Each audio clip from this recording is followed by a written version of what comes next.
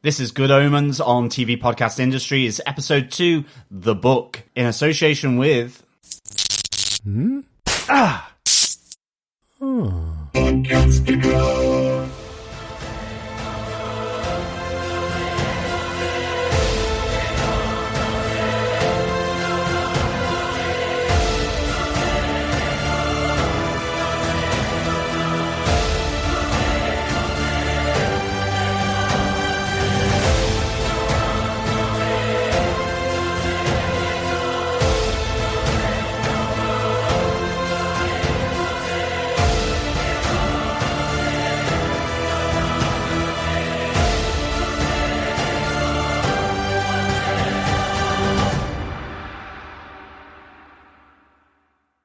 Welcome back, fellow acolytes. This is John, one of your hosts of the Good Omens podcast on TV Podcast Industries, and we are delighted to be here for our review of the second episode of Good Omens on Amazon Prime. This is a co-production with TV Podcast Industries and Podcastica. It is episode 2, The Book, or from my neck of the woods, we might call it The Book, if you are from Liverpool and surrounding Merseyside. Yes, if you're from Northern England, or actually North Dublin, I think they call it The Book as well. Maybe. Yeah, definitely a good old link there, yeah. And I am your other host, Derek, for the second episode of Good Omens. We are covering these episodes a little bit in advance of the release of them on Amazon Prime. You've probably seen all 6 episodes of the show are on Amazon Prime right now. In fact, you might have seen all 6 episodes before you even tuned into our first one. But as we're recording a little bit in advance, we are missing one of our co-hosts for these episodes. Chris will be back with us for a later episode when he returns from his honeymoon. Yeah, he's skiving from work, basically, or also known as a honeymoon. Yes. And going on a business trip. Mm-hmm. Yes. So I don't know what city he's going round on that double-decker red bus, being shown the sights. I think it was Spain, was it, maybe? Something like that. But anyway, he's not doing a jot of work until he gets back on the Good Omens podcast with us here. Exactly. And of course, the book in question for this episode is The Nice and Accurate Prophecies of Agnes Nutter, a witch burnt alive, or should I say exploded alive, yes, through her creative use of corsets filled with gunpowder and nails. Yes. As you can probably tell, this is our spoiler-filled discussion all about the episode 2 of Good Omens, and we will getting into all fully spoiler-filled details of this episode as we go in to our discussion about it. A really good fun one this time. Really enjoyed another great episode of this show. Yeah, exactly. But before we get into our spoiler-filled review, remember you can join us over on our Facebook page at facebook.com/TV Podcast Industries. You can also send your voicemails through via our website at tvpodcastindustries.com. And you can send your feedback via our email, goodomenspodcast@gmail.com. Yes, my little note to self worked last time. I have set up the voicemail on our website at tvpodcastindustries.com, so you can leave your thoughts up to 90 seconds there, or as John mentioned, email them to us. If you want to record anything longer than 90 seconds, just record it through your phone app or through any form of MP3 recording and send it on to us. Exactly. And of course, you can find us on any angelic or demonic podcast catcher, Spotify, Apple Podcasts, Google Podcasts, Stitcher, Podcast Addict, you name it, you can find us. Just search TV Podcast Industries or Good Omens Podcast. Rate us, subscribe, and leave a review. To share this love is to share and comfort ourselves for the impending apocalypse. Yes, we do have a Good Omens podcast feed up there. Our main podcast feed is TV Podcast Industries, which had everything that we do, all the podcasts that we do, but there is just one for these 6 episodes of the show, so whichever one you subscribe to, you'll get all of our episodes as they're released. John, I think we need to get into the details of The Book, the second episode of Good Omens. Do you want to tell us what the showrunners gave us with your synopsis for the episode? Sure. Aziraphale and Crowley have lost the Antichrist. They've spent the last 6 years watching the wrong child grow into a pretty average 11-year-old. To track down the real Antichrist, the Angel and Demon team return to the former convent where he was born. Meanwhile, a young American, Anathema Device, follows clues from her ancestor Agnes Nutter's book of nice and accurate prophecies, leading her to investigate Lower Tadfield and Adam and his young gang of 4. As War receives her invitation to the apocalypse, the technologically inept Newton Pulsifer finds his perfect job in an ancient order of witchfinders, as long as he brings his own scissors. Snip, snip. It is a very specific requirement to join the Witchfinder Order. That and having the right number of nipples, right? That's the other requirement. And your own teeth. Exactly. How many nipples do you have? Just a normal number. So 2 6. then. 2. Or 3. Just the two. I've got a strange one on my back.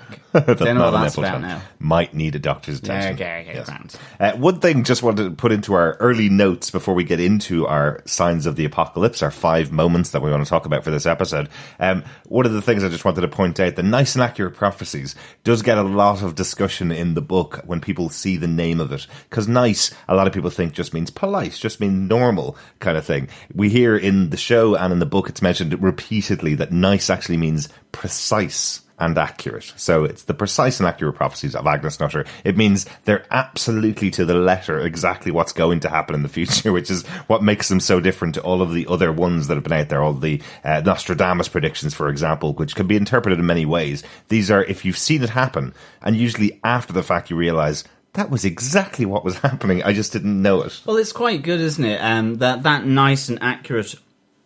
It's very scientific. You know, as the young Wensleydale says, of course, there are no more witches because we invented science. Mm-hmm. Yes, it's a bit old-fashioned now to be precise and accurate rather than just, like, lie, I suppose. So really nice to have Agnes Nutter getting a bit scientific, even though she's a witch. Mm-hmm. So, yeah, really good.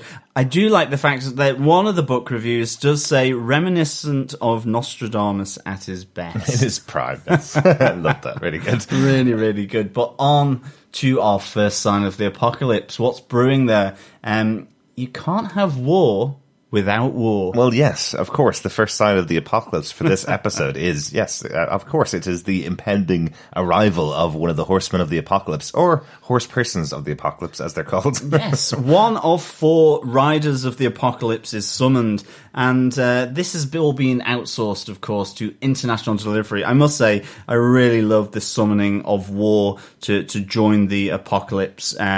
It's just really nice. You know, who is going to sign the peace accord first? And who's going to take offense about it? I really, really enjoyed just how proud humans can be and how that relates to war here. No backing down, not giving an inch. It has to be total and absolute victory, I suppose. Yeah. And even in signing a peace accord, it has to be total and absolute victory. So I love how she is introduced, one of the 4 riders of the apocalypse, by some Cockney geezer who is a courier bringing her sword of war, I suppose. Yes, I do. I'm sure it has a name, but I'm not too sure. Yeah, we might find that out later on in the show. I do like how the delivery man makes his way across this moment, this kind of, I suppose, historic moment, as these 3 different groups, or 3 different factions of warring society in Africa are about to sign this peace accord. Do you think it came across very well in the show? Because in the book, it's very specific here that by the presence of war in this room, that's what causes all of them to go at each other's throats again. If she hadn't been there, they would have absolutely signed the peace accords. Because we hear in the voiceover from Frances McDormand's God, we hear in the voiceover that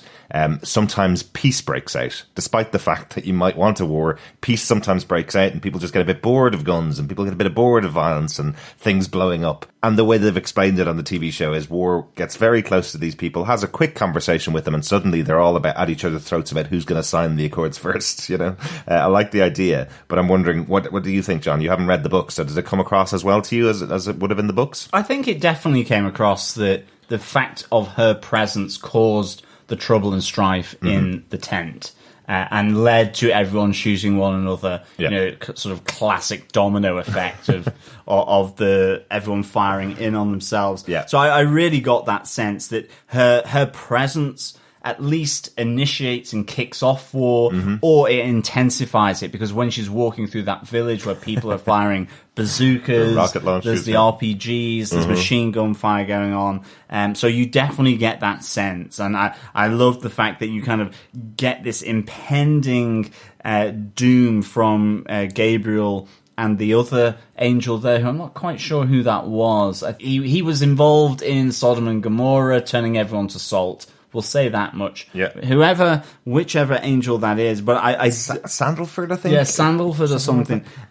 Really good, and this is 2 days to the end of the world as well. And I really like that meeting in Azrael's bookshop where you have that really awkward moment where Gabriel's trying to find that quiet place to talk. So he keeps talking. We must discuss this pornography in a private room somewhere as he goes through. It's really, really humans good. need a really quiet place to buy our pornography. Exactly. And it's actually Mrs. Beeton's cookery book and household management book from 1836. Presumably a lot of pork fat involved, not so much sort of pork. Well, anyway, we'll leave it at that, I suppose. But, I mean, I love the fact that it was all kind of just so awkward and all the actual humans going, are you stupid or something? I love that. I love the superiority complex that Gabriel has for humans, but actually he's a little bit off-center. I really like that. And I found that just a really good fun element to this. And then you get war. Yeah, really important, I suppose, to see that we have Crowley and we have Aziraphale spending all of these many, many decades and centuries on Earth, whereas someone like Hester and Ligger, who we met last episode, and Gabriel himself, don't spend all of this time on Earth. So they just have an impression of humans as to what they should be interested in and what they should like, but they're not necessarily as attuned to it all as Crowley and Aziraphale are. So that's quite an interesting one. But yes, this is their first meeting of the first Horsemen of the Apocalypse. We have 3 more to go, so I wonder, will we see another one in episode 3, 4, and 5, and then all 4 of them together in episode 6, perhaps? Or will we get a few more called upon as the episodes go on? Will we see more and more of them per episode, and then we get a big moment with all 4 of them together? I'm intrigued to see all 4 of them together. I mean, I'm really enjoying how the episodes actually are structured. I like how they flip between different elements. So we have here definitely, one of the horses or riders of the apocalypse being summoned, but then we're kind of back with Adam and his gang. We get introduced to then Anathema Device. We have Crowley and Aziraphale realizing their sort of cock up and that they've lost the Antichrist. This really moves nicely through the different areas in each episode. And I'm really liking that, actually. It feels very fluid. It feels very natural. And it really adds at each stage to the story being told. So I think that's really good. Yeah, it's really interesting, isn't it? Because one of the complaints, I suppose, that comes in about Good Omens from people that are reading it, it's not a big complaint at all, but when people are reading the books themselves, there's a big story that happens early on in the years leading up to this final 10 days or final 5 days, I suppose, before the apocalypse happens, and then every chapter is named after each day of the week leading up to the apocalypse. So you suddenly have a chapter like Wednesday, for example, is about 100 pages long, and then Thursday is about 20 pages long, and then Friday is 50 pages long, and that's all the chapters. So there's only about 5 or 6 chapters in the book itself, and they're all really short periods of time or really long periods of time. What they've done here by breaking it into, this is the story about the book, it naturally fits into all of these things that are going on around the world, effectively leading up to the apocalypse. But we're only 2 days away from the apocalypse in this episode. We've actually skipped over a few of the days that you would see in the book. Yeah, absolutely. So I think, actually, that time travel brings us quite nicely onto the second signpost of the apocalypse, a witch finder, and a book. And of course, the witch being Agnes Nutter, the witch finder being the witchfinder Major Pulsifer, or Adultery Pulsifer, and of course the book, The Nice and Accurate Prophecies of Agnes Nutter, said witch, who is, as we've said already, burnt/exploded by said witchfinder Major Pulsifer. I do like that Aziraphale goes, she was born 1615, exploded 1656. Really, really nice. And just from my side, a little bit of history, because it's set there in Lancashire, so that's kind of where I'm from. That's right, yeah. And I think it links closely to the Pendle Hill Witches from 1612. And this is kind of one of the last big trials for witchcraft. It was around murder, it was around cannibalism, it was at Lancaster Castle, then they were all executed. And so this fits quite nicely here into sort of that history. And it's a really nice moment. You have kind of Agnes Nutter, who very much is owning her witchcraft, but I like the fact she's still writing the letter to the milkman like our parents would have done to say, I don't need any more bottles of full cream milk. Because, well, obviously I'm going to die today, so no need for any more milk. It is really good. I love the fact that they've touched on the Pendle Hill Witches. It was the last witch burning that happened in the UK. It did kind of end that whole time. We've mentioned that there are some references to Doctor Who throughout this. I don't know whether it is a reference to Doctor Who, but this story of the Pendle Hill Witches did take place in an episode of Doctor Who. They did reference it and had the most recent Doctor, the 13th Doctor, and her gang and her crew around her effectively going back to visit the Pendle Hill Witches last season. So I'm wondering if this is one of the things they took and one of the Doctor Who references that we get in this show for this season. They may be much more obscure than that, or that may be way too obscure for them. I don't know. Well, it's funny you say that, because there's a moment later on in the episode with Adam where he's wearing a long coat. It's kind of a little patchworky that reminds me of one of the Doctors. Tom Baker's Doctor Who. Tom Baker's, yes. Yes, with his scarf, yeah.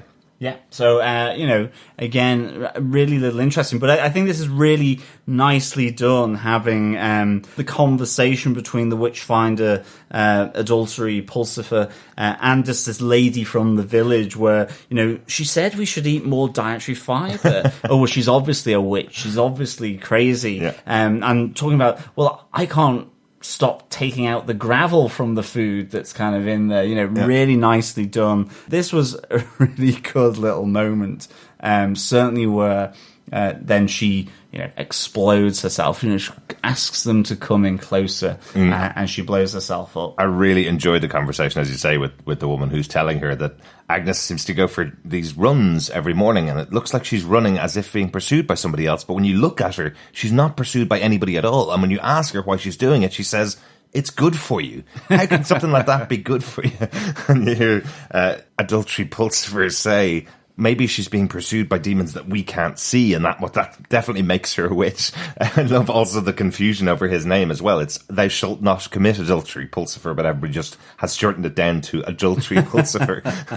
I love that he really takes offense to this. And then in the moment when he's confronted with Agnes in her house as she opens the door and calls him adultery Pulsifer, he doesn't complain at all, because he knows this is part of a prophecy that she said. He knows that this is something that she's seen in the future. That's how she's written it out. So, so that's really interesting. And I love the fact that she goes, you're late. I should be on fire at this stage. At least 10 minutes ago, yeah. Really nice. Really nice. And I like the cut then to Newton Pulsifer, kind of his modern descendant, who's really, as awkward and not very good with computers. Mm-hmm. Yeah, just a really nice touch there that the actress who plays Agnes Nutter in this episode played her in the radio play that was done a couple of years ago. So Neil Gaiman specifically asked her to come back and re-perform this character of Agnes Nutter in the show. So I think that's a lovely touch. And obviously, as you mentioned, John, also having Jack Whitehall play the ancestor of Newton Pulsifer, adultery Pulsifer, is a great choice. So you can have that kind of connection between the two of them over the ages. Yeah, really good. And of course, her, relatives that are bereft and left behind are left with the nice and accurate prophecies for the future generations. And they're trying to make sense of a number of the different prophecies. One about an apple that you cannot eat, with Master Jobs as well involved. And of course, you get that nice moment where it then, many years later, pans to Malibu coastline of this fantastic cliffside retreat hewed into the rock, with the unspoilt countryside around, as they've made their wealth from a few shirts in Apple. Yes, it would always be nice to have one of those prophecies. It's worth about 40 million to the Device family. I really like that. If you do get a prediction like that, that sounds like a good gamble after 350 years of predictions coming through. Definitely take it. Let's get on to our third side of the apocalypse. Newton Pulsifer joining the Witchfinder army. We kind of get to meet our brand new characters in this episode. All the people that will be setting up against the angels and demons, I guess, to save the world, the normal humans that are doing their day-to-day jobs. In this meeting, as you mentioned earlier on, the kind of flash to Newton as a kid turning off all the streetlights as he tries to fix the plug on his computer. It just indicates how terrible he is with technology. I love that his mom is kind of thinking he's amazing with technology. Yeah. All mums do, though. All mums think that their kids are great with technology. Mm-hmm. Yeah. But you can tell it's happened many times before. She goes, I hope the electricity guy isn't as angry as he was last time. You know? And then it cuts to a much older Newton Pulsifer going to another terrible first day at a brand new job. And he's like, can I do this by hand? She goes, you want to do the payroll by hand? Mm-hmm. No, it's got to be done through computer. Really nicely done, as it all like goes. I'll be with you in 1 second. I just need to press enter on this. We've all had days like that with computers, to be honest. But it just kind of shows you that he is intended to work in this ancient organization that much more value the presence of a pair of scissors than a laptop or a desktop computer.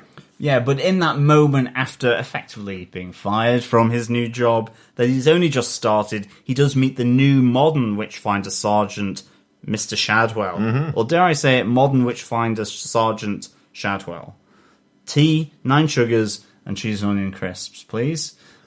Always a good thing, as he's kind of... I love the fact he's there in Parliament Square, just by the Houses of Parliament in London, sort of with his placard talking about this long-lost need to build an army to combat witches that are wandering around with us in the day-to-day. Really good. I really like that. And there's that real nice just connection here between Pulsifer and then Mr. Shadwell as they come together, and Pulsifer comes to his apartment later on, and we get our first look at Miranda Richardson here, and Madame Tracy with her intimate personal relaxation.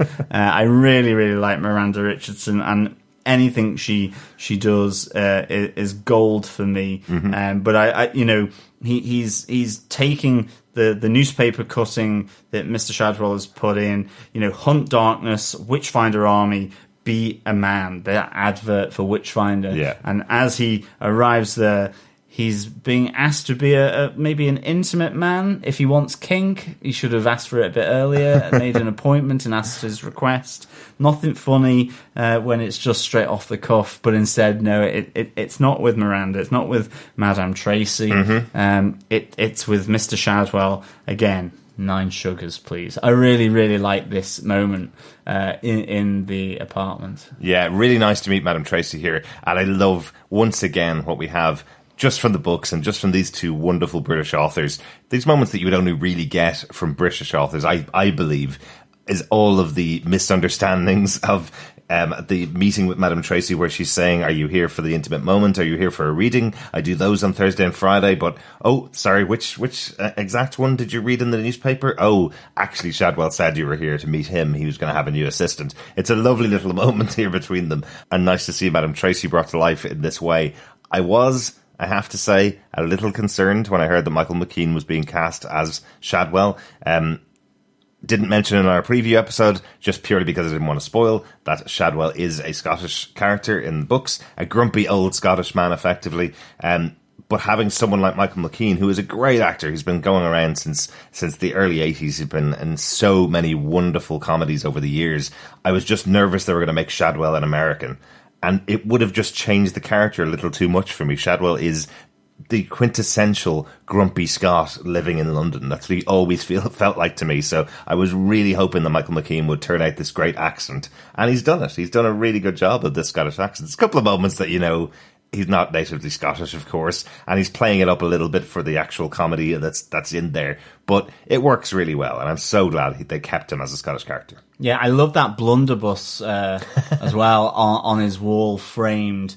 I really thought that was a good-looking bit of kit there. And also a nice little gag on the Monty Python Spanish Inquisition gag. What is our first weapon, Newton? And Newton points to this massive blunderbuss on the wall. It's like, no, that's not our first weapon. What is our first weapon? It's the scissors is our first weapon. So yeah, it's a little gag on the Spanish Inquisition. And it's nice that Newton kind of does the stabby motion and is like, No, it's for cutting out the adverts or the newspaper reports from the press. Exactly. Speaking of the Spanish Inquisition, our next sign of the apocalypse is a bit about Anathema Device meeting up with them, because the them are kind of interested in the Spanish Inquisition as well as she meets them. So we do have a little bit of that. Anathema is obviously following these 350 years of prophecies to find when it's coming close to the end of times, to the end times, and she notices from the book that Tadfield seems to be the place she needs to get to. So she's moved all the way from America, carrying the book over to live in this little house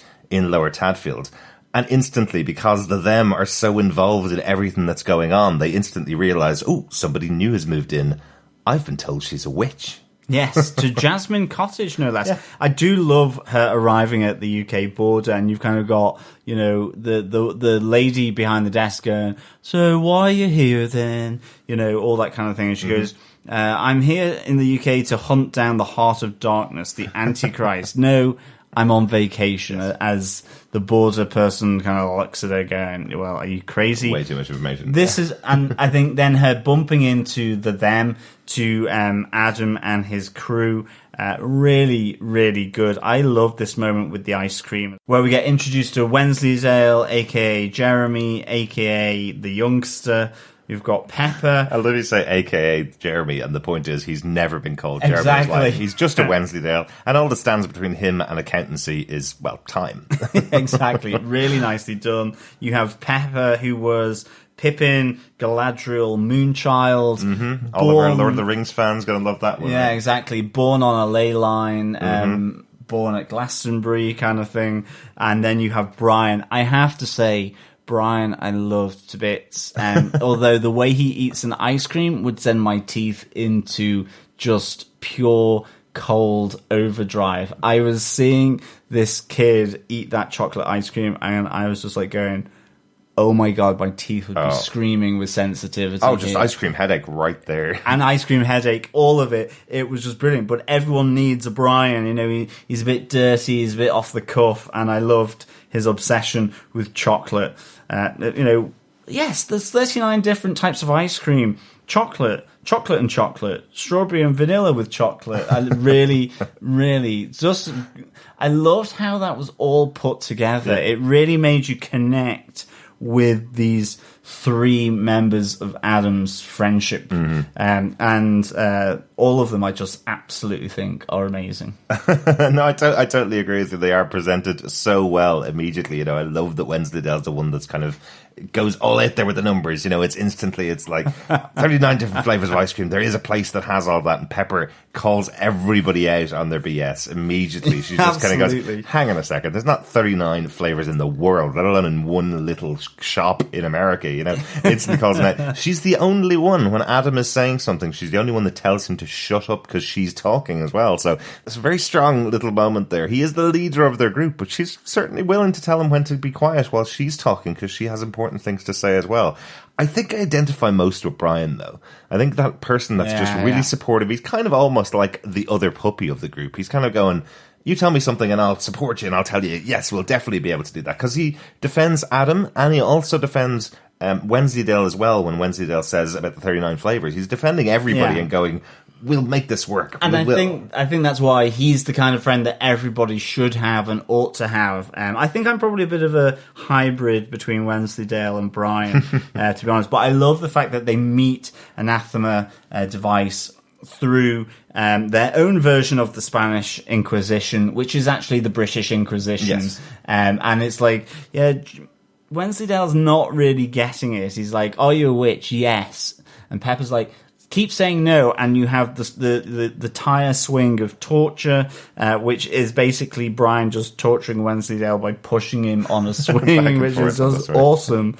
I really like that. And he's like, Pepper's there going, no, you have to say no, and then we torture you, and you keep saying no, and we torture you some more, and then you say yes, and then we know you're a witch. You don't just come out and say, witch, yes, I am. I really, really like this. In the book, I think this was actually Wensleydale's little sister that they're pushing around. It's all four of them are involved in torturing, and then they call out, yes, I kind of want to have a go on this little contraption that you've built. I've got this written down as their Spanish-ish Inquisition, because mainly they just say "ole" a lot at the end of their sentences. But I love that after Anathema meets them, she just says, "I've got to go now. You guys are hilarious, but I do have other things to do." So I like that she's instantly attracted to these kids and instantly enjoys their company, because they seem like a lot of fun. Yeah, definitely. Really great moment here, for sure.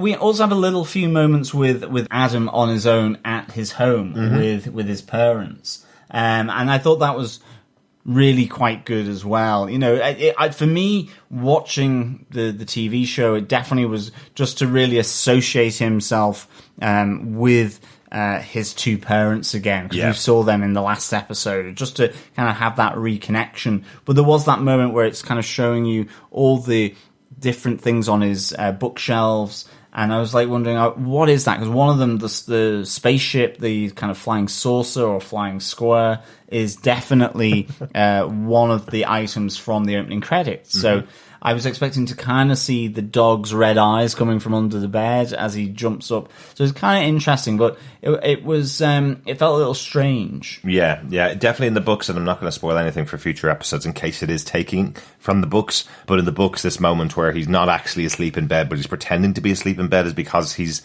reading some interesting material for himself, I suppose, while he's supposed to be asleep. He's getting new ideas being brought to him as an 11-year-old reader, I suppose, finally breaking into the new world and learning brand new things that are going to start creating the Adam that we'll see in the future. So again, I hope that's not spoiling anything for the future, but I thought it might have needed that in this particular scene, just to explain why you have it. But I think, as you say, John, having read the books, I know who Adam is to begin with. So having not read the books, I suppose you may need just that to be underlined a little bit, that this is definitely the Antichrist. Adam is the one that everybody's looking for.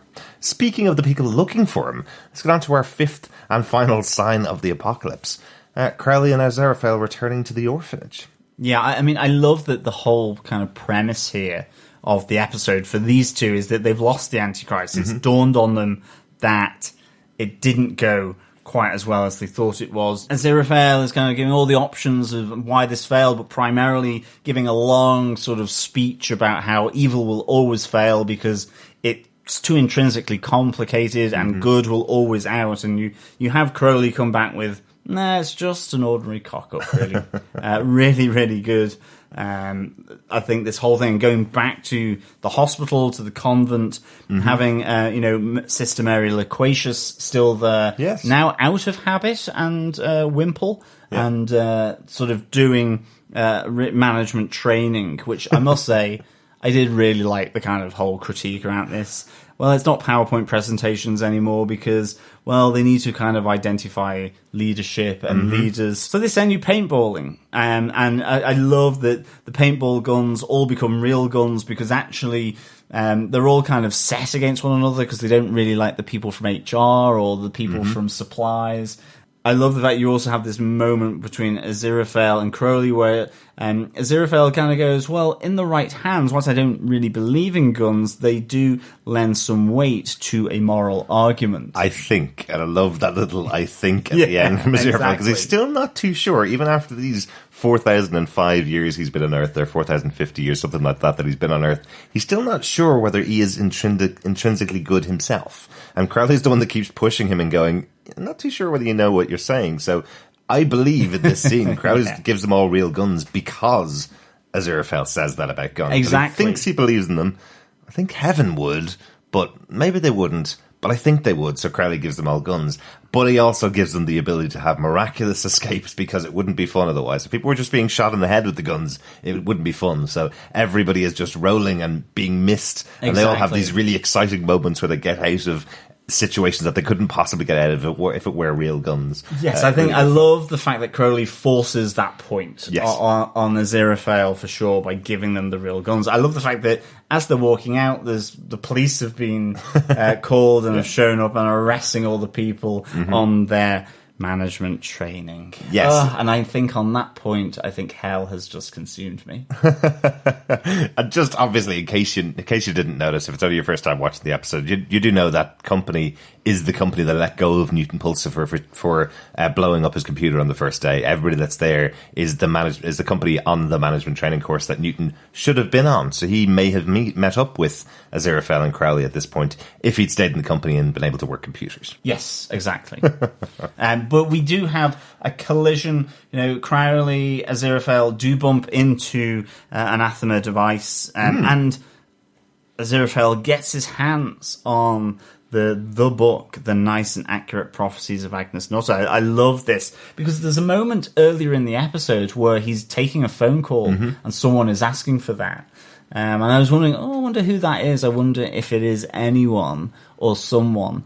And but it kind of just falls away. But then he gets his hands on it. He has all the other books from other soothsayers and prophets and so on, and this is the one that he doesn't have. And as he's opening it up, you can see the excitement. I do really enjoy that kind of montage of him reading through it. Yes, it's fabulous. Yeah. And you've got all the passages coming through. I think that's just really nicely done. I really just kind of gave a nice warm fuzzy moment to me. I really enjoyed that, and certainly when his little cup of cocoa with the angel wing handle is cold and is like, it's really, really nicely done, I thought. Because it's an indication that all the way back in time, Agnes Nutter knew that in the future an angel would be sitting down in front of this book, so she puts in a prediction that when you're reading this book, make sure you read it fast because your cocoa's going to go cold.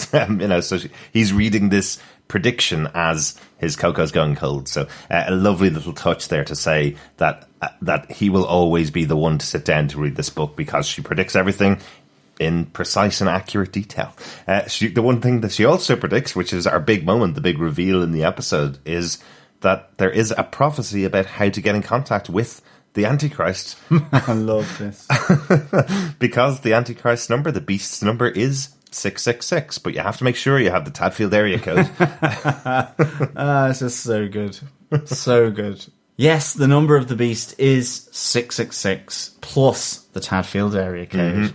Absolutely genius stuff. And of course, we have that moment in the background. You hear Adam going, "Oh, I've gotten dog to stand up on his back legs," and then the prediction in the page it says will stand on its hind legs. So as Aziraphale says, "I'm sorry, right number," and hangs up the phone. So that is the end of our episode as Aziraphale realizes exactly where the Antichrist is. Yeah, he didn't need the legion of followers that himself and Crowley were going to use to find... Yes, his network of humans across the land, really top agents, but nah, not really. I love it. Yeah, again, you see Crowley kind of going, they're not the smartest bunch, smartest tools in the shed. And Aziraphale agreeing, yeah, my lot aren't the smartest tools in the shed either. Both of them, their followers aren't exactly the smartest people in the UK. But it would have been a bit of fun to see how those agents would have fared looking for the Antichrist.